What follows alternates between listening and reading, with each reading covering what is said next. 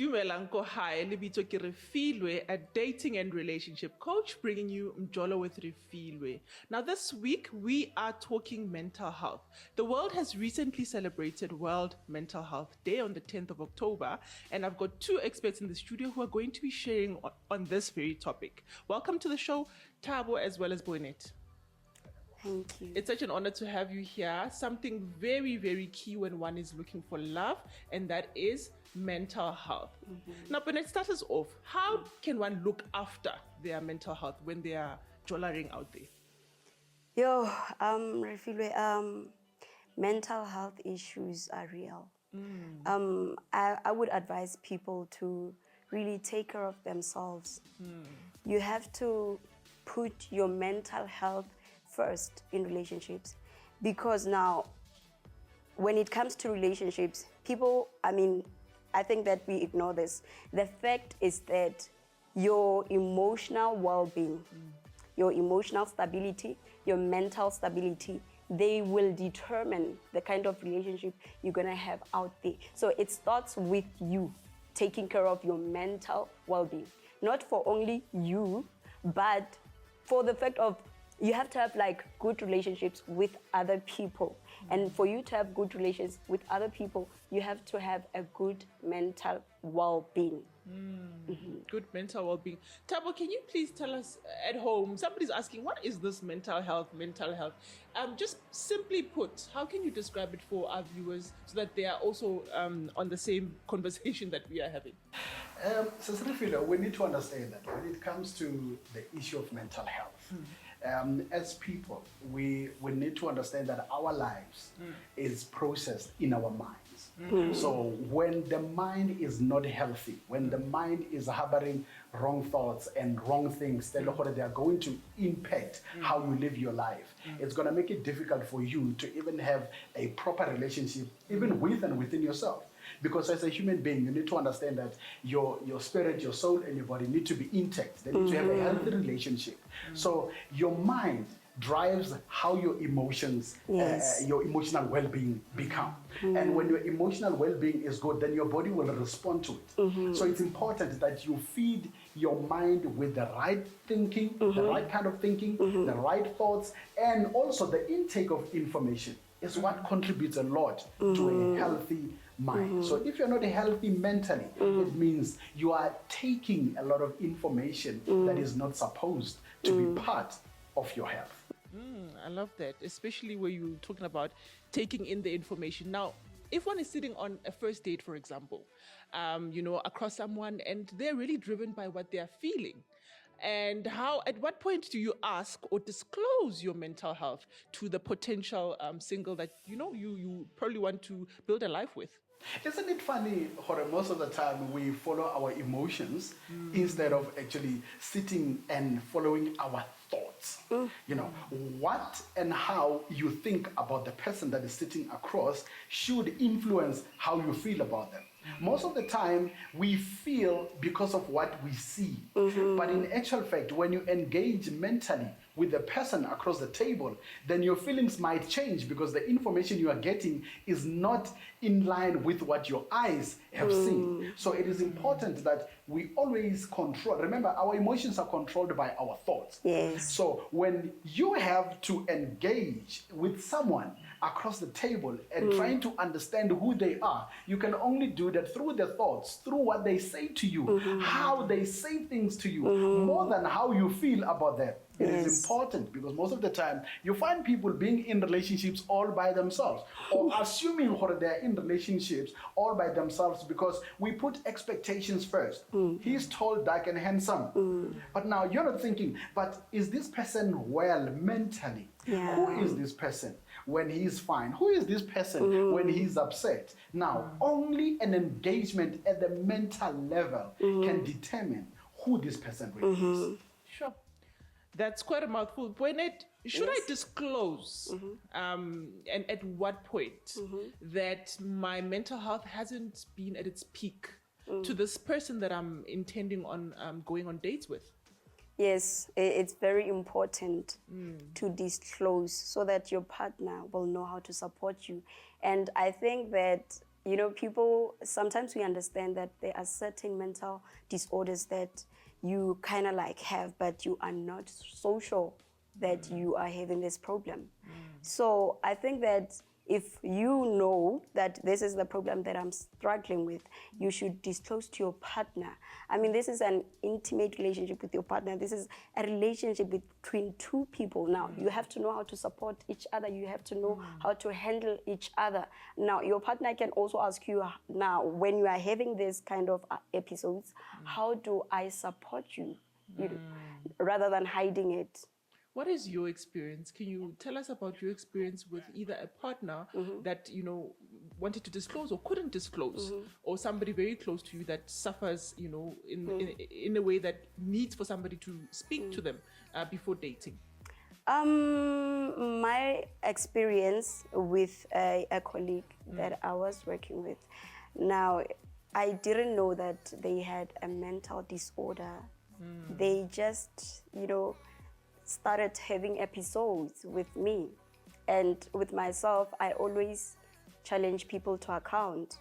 If you are going to behave in a way that will kind of harm me or make me feel somehow, I have to tell you, you have to know, and you have to understand and validate my feelings so that you don't repeat it. So I told this colleague of mine that I feel like you are bullying me. I feel like you are belittling me. How about we respect each other? And they said, no, I'm not aware that I'm doing it, and I'm really, really sorry. And also I kind of like dated a psycho, you know, at some stage. I'm sorry for the name, but yeah, so the guy was not okay. They would do things today and tomorrow. They behave normal, as if like yesterday never happened. So that's why I say it's very important with me that we challenge people to account. Otherwise, they will not, you know, they will not grow. They will not improve from those toxic behaviors. So you're saying, you know, when mental health is at its peak, it leads to mjolo that's toxic. Yes, definitely. Okay. To you at home, you heard what Boinette had to say. I will come back with Thabo, we're going to challenge a bit further. He's into relationship and marriage advising. I want him to paint a picture inside a relationship. How can mental health be looked after? We'll be back right after this.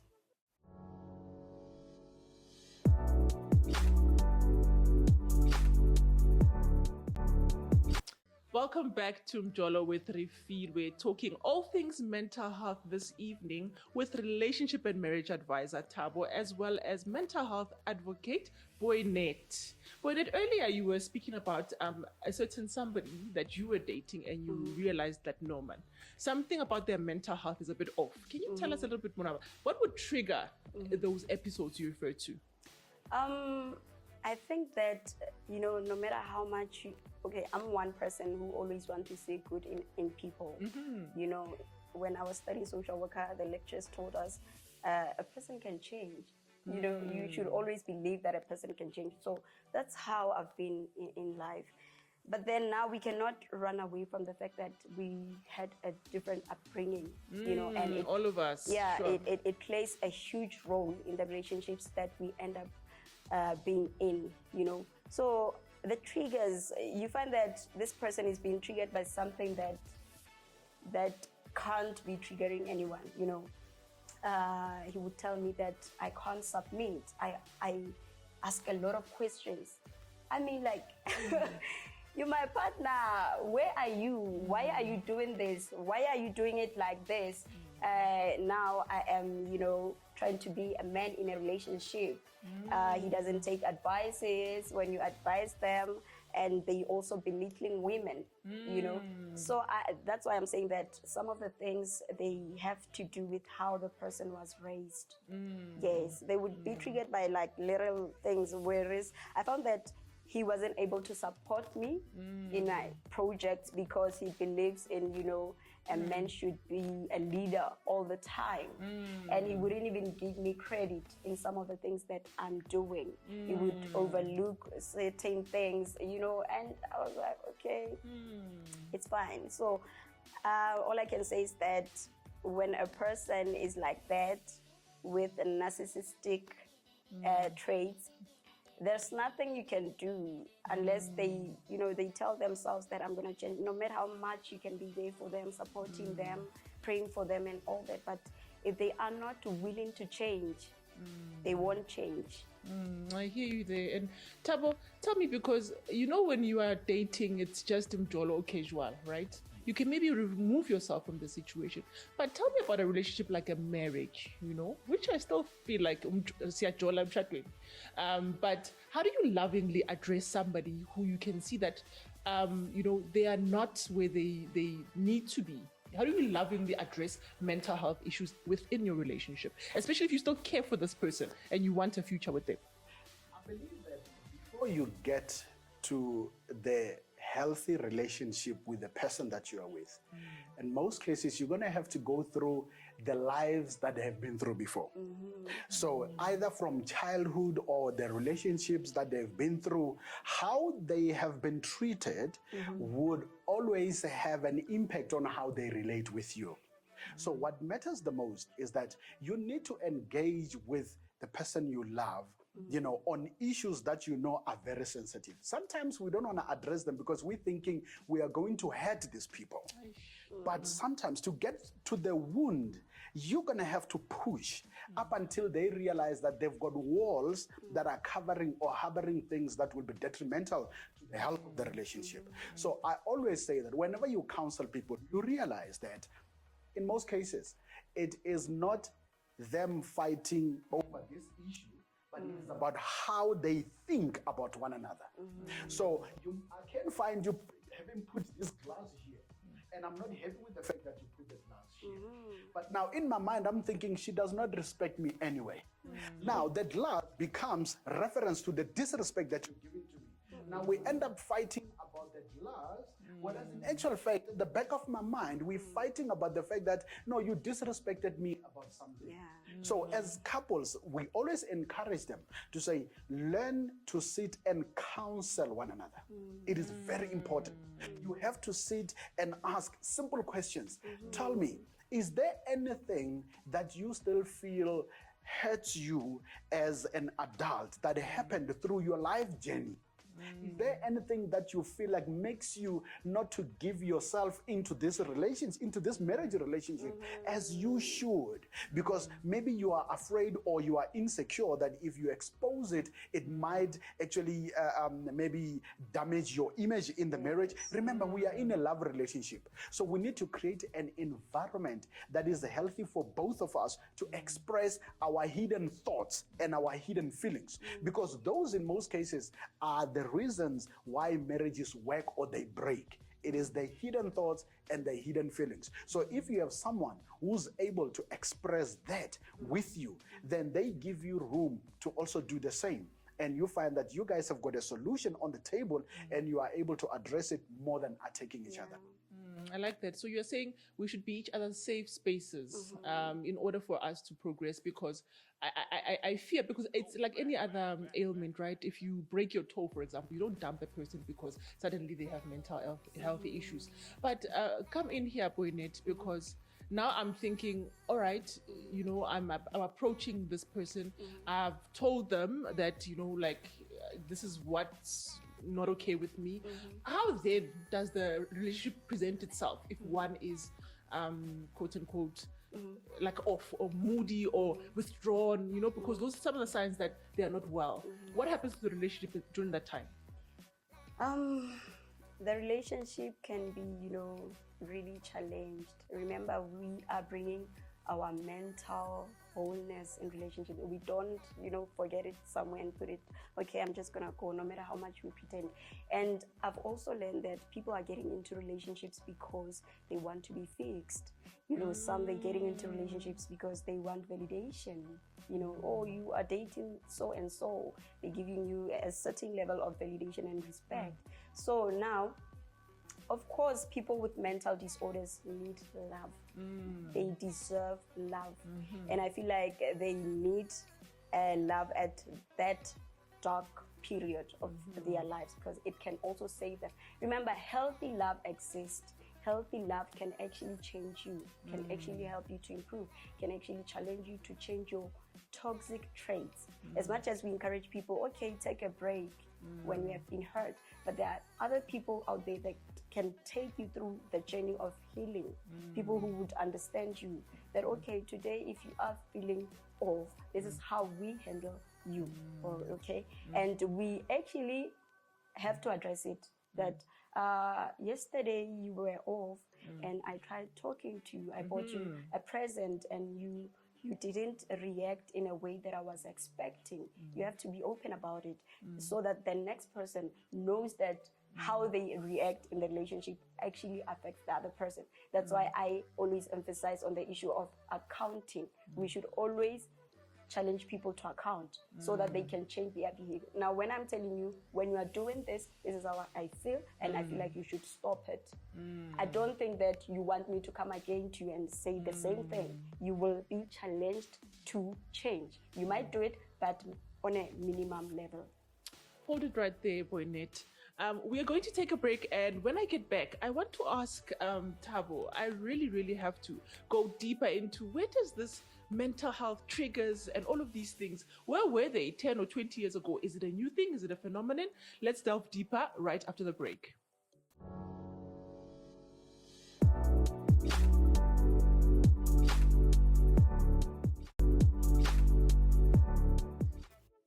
Welcome back to Mjolo with Refiloe, talking mental health with Thabo and Boinette. Earlier, we spoke about how mentally unwell people also require love. And Boinette was painting a picture how you need to support them. And Thabo also spoke a little bit about how it's important to be a safe space. Now, I want to hone in on exactly that. A lot of people are hearing all these buzzwords right now, you know. They have to learn about Mjolo, navigate, as well as learn about triggers and learn about trauma and learn about this and that. Is this a new thing that's happening, or has mental health always been a factor in age-old relationships? No, there's nothing new. It's just that how we respond or react becomes different. You know, we grew up with a generation where you were not allowed to express yourself, where you were not allowed to talk whenever you're going through issues. Even this day, we still deal with men who still cannot talk, you know, to their own wives or in front of women, but they find it easy to talk amongst men, you know. So it is not a new thing. It has been happening. It's just that we have changed in our ways on how we actually deal with these things. You know, traumas, if we have to be honest with ourselves, at some point in your life, somehow you might have experienced some kind of trauma. And there are certain traumas that actually will stay with you up until you are in the right environment for them to now come out. For instance, there are traumas that in marriages, most of the traumas that we deal with, in actual fact, did not happen during relationship stages. These are the traumas that were imposed on us when we were children, by our own parents, by the people that raised us. Why? Because you were in a family setup at that time. So when that trauma is imposed on you, no mjolo or relationships will fix it. It's waiting for another family setup, which is now marriage. Because now you are comfortable spiritually, mentally, emotionally, you are in marriage, you feel loved. This is a family home, right? But now those traumas now emerge. And when they emerge, that is where it is important that you have to sit down and say, now I'm experiencing things which I thought maybe I have dealt with. But now I realize I haven't. Because now that I'm spending 24/7 with you, you remind me of my mother who used to treat me this way. You remind me of my sister or brother or father who used to treat me this way. There are certain things that you are doing which reminds me of how they actually raised me. Or sometimes I cannot relate to how you are because I was not raised that way. When you talk to people, you realize that, especially in marriage, they don't say, the way you relate to me is not how my ex related with me. They say, but that is not how I was raised. Then that says the family environment the traumas that we harbor from family environment plays a major role in how we live, think, and behave and conduct ourselves in our own marriages. And should this be helpful to anybody else, please don't mind to just drop us an email, info@thelovetalk.sa. We will be able to assist you with more information. But it is important that we don't suppress those traumas, those emotions, those thoughts. Marriage should be a safe environment for both of us. And I had to change. And then I realized that, by the way, this is how I was raised. But now I did not marry my mother. I married this woman, and I have to relate with her based on how she understands relationships. That's a beautiful story. Thank you very much for sharing. Boinette, it's festive season in South Africa. People are going out there looking for their person, looking for somebody to spend time with. How does one look after their mental health, Mjolweni? It's very important that we take care of ourselves. I mean, I'm always, emphasizing that we should always, when you don't feel okay, it's okay to, just stay at home and do whatever that you enjoy, whether it's reading, whether it's writing, whether it's singing, whatever that you find therapeutic, do it, especially when you feel down, when you feel like your mental well-being is challenged. It's very important to now turn back to those activities that makes you feel more alive. And I know that we are going into this festive season where a lot of people, I've seen it happening a lot, people being affected by peer pressure, doing things because your friend is doing them or your neighbor. Jolo has a lot of peer pressure, actually. Couple goals, and you want to be out with those couples, don't you? Yes, you do. But, myself, I'm single, but I've learned from a very young age that you don't seek validation from anyone, that you are enough, you are valid the way you are. And I was taught by my grandmother that you don't do things because other people are doing them. And that's how I learned to stand out, that even when the crowd is not doing this, I'm going to do this because I can account. At the end of the day, I can account. I did this because of this, because of this. Now, don't go around doing things that at the end of the day, when we're asking you, the doctors are coming in, asking therapists and social workers and all these stakeholders.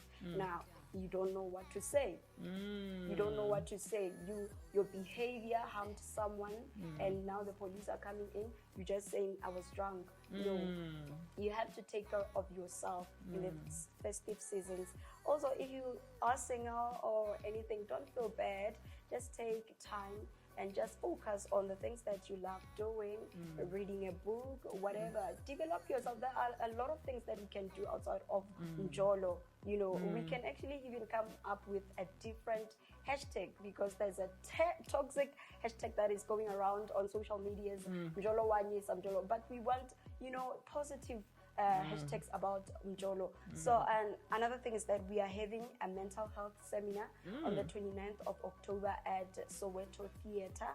So if you want to be there, you can just go to any Pick and Pay store and get your ticket. We will be with the famous and very transformational preacher, Bishop Sekete. Will be there with us. Thank you. I love that. Before I wrap up, somebody that could be sitting at home is listening to this discussion and is like, aren't we all just a bunch of softies? Shouldn't we just toughen up? Life is tough. What do you have to say to somebody about that position? We are talking about mental health. And some of the perceptions we harbor in our minds are very toxic. Life is tough, but it doesn't mean you have to react to it. So you need to be careful. I like what she's saying. As a single person, people feel like being single is a curse. People feel like if they're not jolling, it's like they're missing out on something. No, in actual fact, people harbor a whole lot of negative things through mujolo, because at the end of the day, we need to learn to have a healthy relationship. Bona, jol with yourself. Thank you. Take yourself those out. are the words I'm going to close with. Jol with yourself. That's what Thabo advises. You've heard from our experts, and a special episode on mental health. You there at home, often when we think about safety, we think about physical safety, to not be in harm's way, but mental safety is a thing. So do look after yourself, in your exploits of trying to find love. Don't forget to give the love to yourself first by looking after yourself emotionally, mentally, physically, all the alleys that are out there. That's all we have time for Mjolo with Refiloe this week. Catch us again, same time, same place, next week. Hi, Beberoko.